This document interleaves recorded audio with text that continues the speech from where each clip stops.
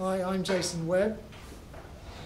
We're at Risebridge Farm, home of Australian horse training, and we've just been teaching this little guy to lead, and the next process will be to teach him to tie up, which I'm just about to show you.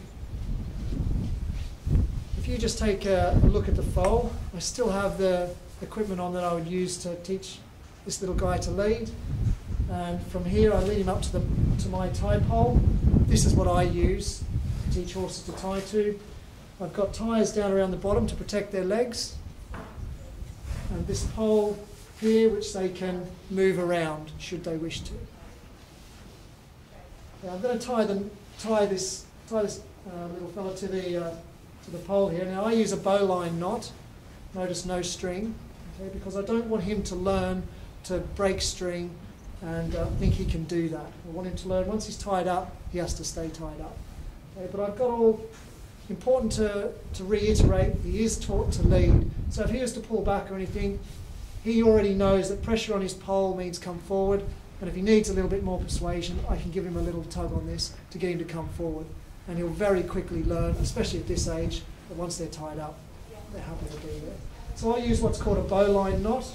And I'll tie him with I only want about 2 foot of rope for this little guy. I don't want to tie too long because otherwise they can get their foot over it and just make things a little bit awkward. So there he is tied up, and I might give him a little pull forward and he can start to walk around the pole. Okay. Teach him what he can do. There he goes. Okay. I might do one the other way.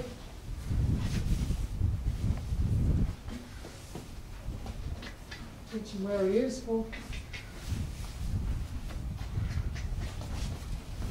notice when he steps forward, I release the pressure.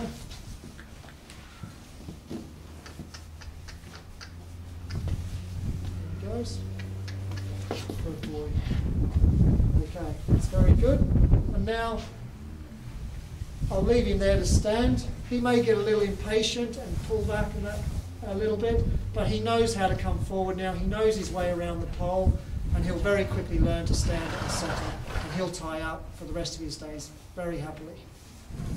If you don't know how to do a bow line, I'll just show you quickly how it's done. And the reason I use a bow line is because the knot doesn't pull tight, so therefore I can always undo it should I need to. First we put a loop in the rope which is connected to the pony or the head collar. There it is there.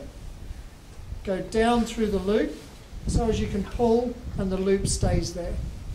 Okay.